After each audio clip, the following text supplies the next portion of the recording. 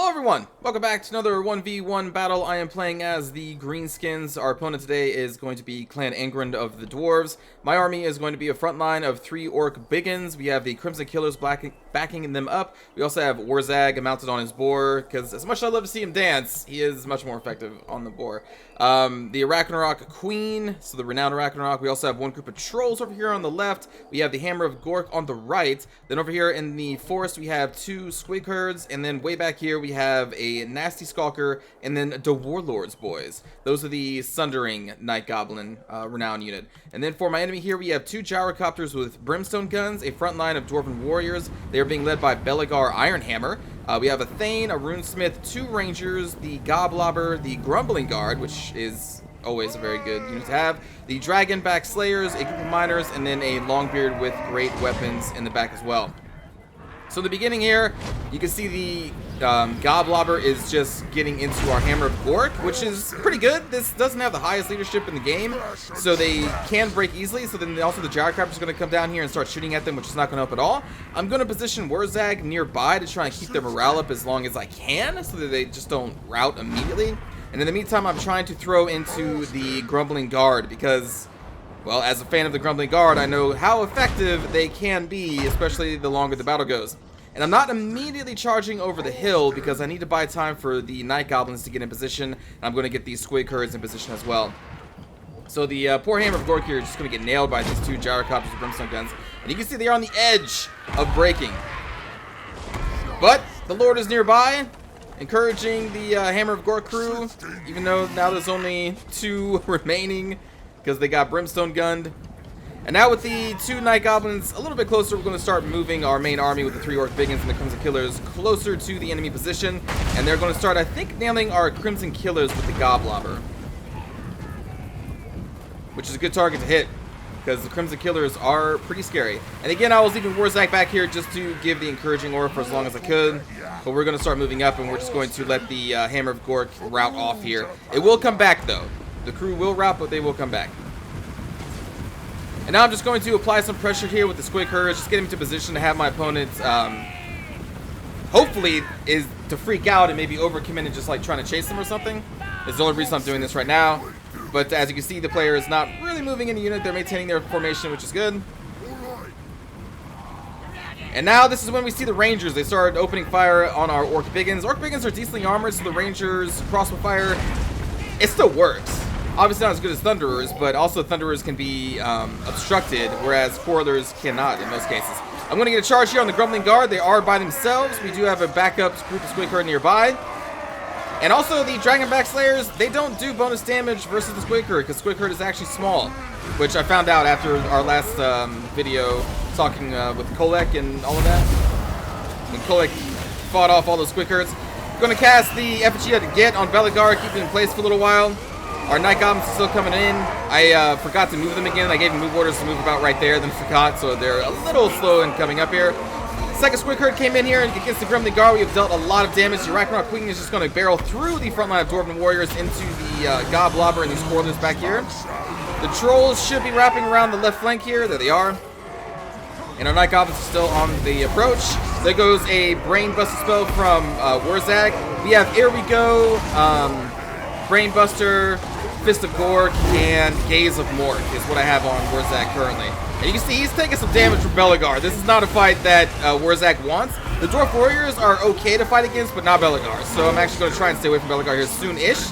You can see our squig herd is taking a lot of damage. Even though those Dragonback Slayers, their bonus versus large doesn't proc, they still have a very high base weapon damage, so it really hurts.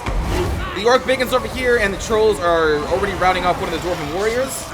Arachnarok Queen is going to rout off, but that is okay. She will be back. Wurrzag just in the back, still casting Here We Goes and like Fist of Gorks, and well, that's a Brain Buster right there. Squig herd, we still have 1 of 2 remaining. This one, I don't know if they come back or not. They may not come back because of their numbers. I can't remember. But the front line of Orc Biggins, backed up by the Crimson Killers in the center, are doing tons of work. The Crimson Killers versus these Dwarf Warriors and Miners, they're just, these units are outclassed. But I mean, like, Crimson Killers outclass almost anything, and it takes a while to bring them down in melee if you don't bring them down with ranged fire. Meanwhile, the Gyrocopters, I think I've been shooting at the Crimson Killers for most of this. Trying to bring them down. And And now they're switching on to the Ragnarok, who is now back into the fight. You got some Orc Biggins and Wurrzag chasing off some of the Dwarf Warriors. My crew on the Hammer of Gork is now back in action, and they are firing into the clump of soldiers over here.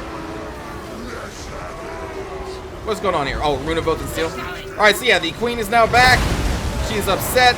She's angry. By this point, I believe I already cast her spiders into the group of Rangers very, very early on our initial approach, and they already routed off once. They are currently... Where are they? I'm not sure where they are. They may be dead, because I know they routed, they came back, and they routed again, I think. But anyway, you can see the front line of Dwarven Warriors has crumbled under the weight of the Crimson Killers, the Biggins, and now the Ragnarok Queen has come back. The Nasty Skulker and the Night Goblin duo did pretty good over here. The Nasty Skulkers are now pushed deeper into the lines after they dealt with the Grumbling Guard and are now into the Dragonback Slayers, what remains of them. Effigy to get going down on the Runesmith over here, who's now getting surrounded by the Orc Biggins. And Wurrzag is leading the Nasty Skulkers and destroying the rest of these Longbeards. Belagar Ironhammer, his army crushed. Must not be feeling too good right now. Almost getting the Ragnarok Queen. She's a hard combatant to kill, man. She's a hard combatant to kill. Very, very high armor. Takes a long time to bring her down, which is why she's so good. She can just disrupt enemy formations for quite a while. Yeah, all that's going to remain are going to be the heroes. The Thane is over there trying to deal with our Night Goblins and these group of Orc Biggins, who are kind of not actually in an ideal position here now that I see it. And then Belagar, I think, just fell? No, Belagar's back here, right here. Fighting against our Crimson Killers and our Trolls. And then we had the Runesmith over here, who I believe fell. And the Gyrocopter's now flying away out of the battle. I believe only the Thane is going to remain because of a potion of foolhardiness and then a potion of toughness.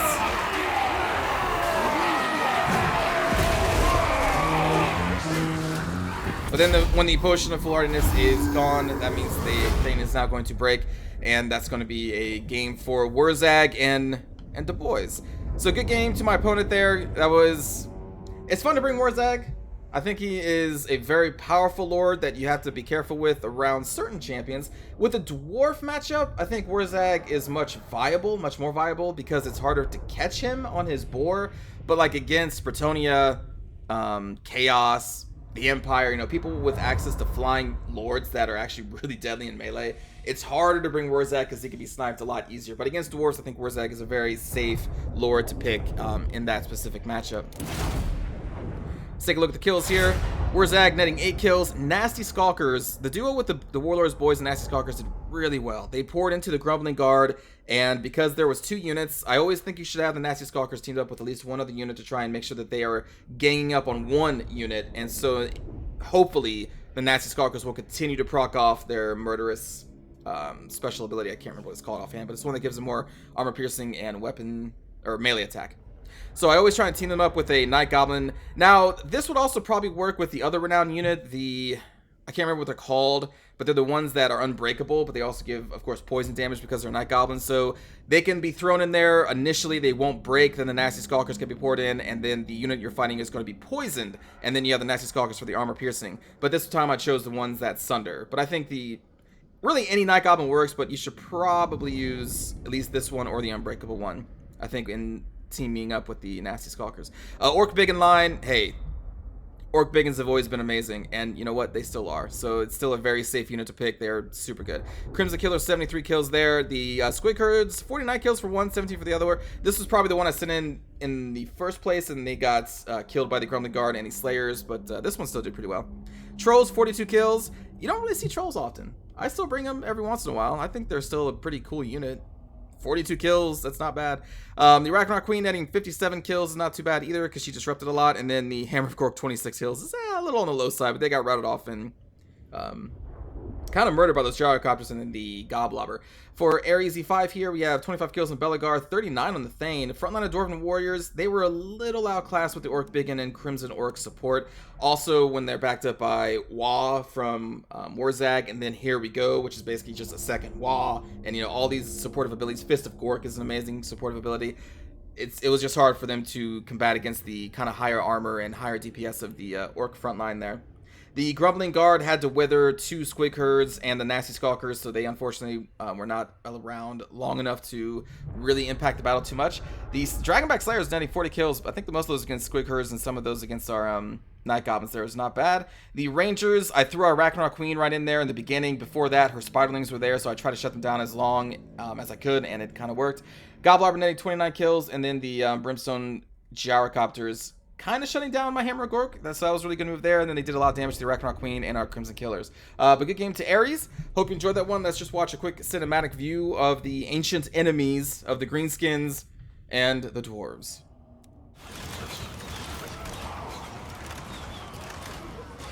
The Rangers look so cool. I love the look of the Rangers.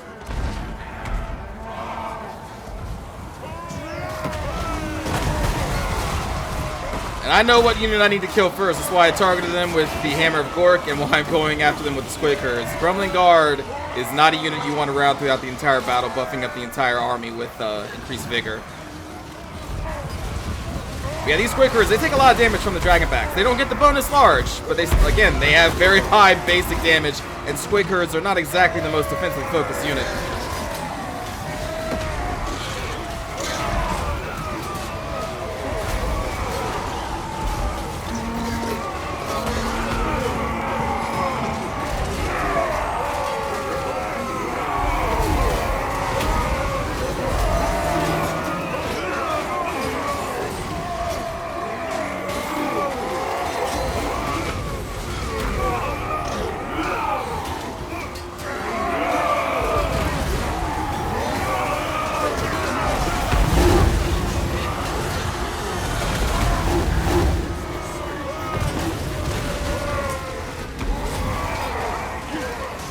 Ah, you see, there's the Spiderlings coming back. So they've already been routed. Oh, they were rerouted. Oh, okay. Well, they didn't last long.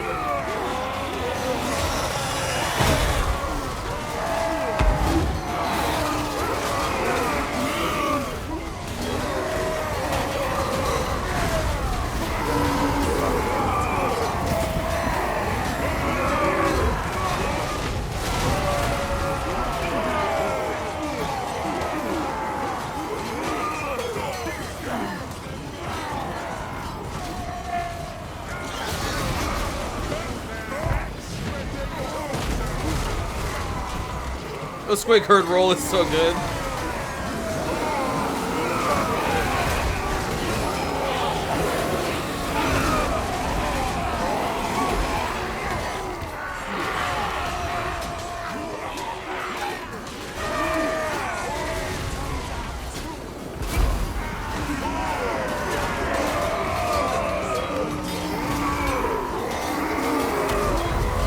Like, not only are the Crimson Killers just a really good unit, they just look so cool to watch in action. Oh! Ow.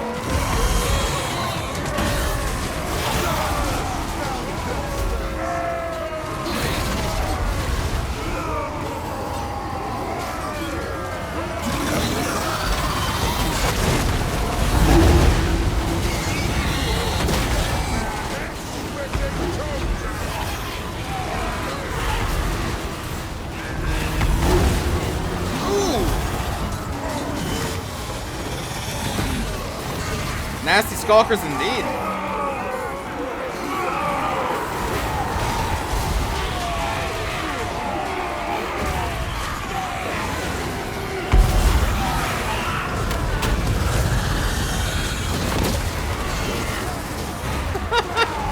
Oh, damn goblins.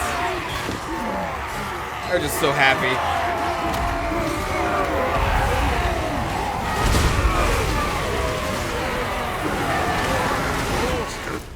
Hold on. I want to check the name of their ability that I keep forgetting about. Murderous Intent? Opportunist Murderer. That's it. Right, and also gives... I forgot. It gives them poison. That slipped my mind. When that's on, it gives them all poison. Man. God, if you have these people in a situation where they're going to constantly win combat, they're just... You get so much for what they cost.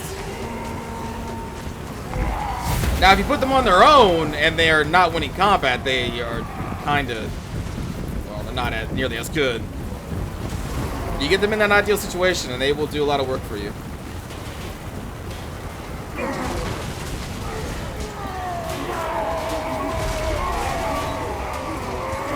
You know, you would think that these, like, gyrocopters may do more damage in melee. Actually, hold on. Again, I'm sorry I'm pausing this, but I don't remember how much they do in melee. Oh, okay, no, never mind. They do. 66. Okay. Wow, really? 66? Holy shit. Wow. Okay, I was about to say, because, like, these are mortar, like, they're chopping people to bits. And yeah, 66 weapon strength. That's insane. I never knew it was that high. Honestly, I thought it was like 20.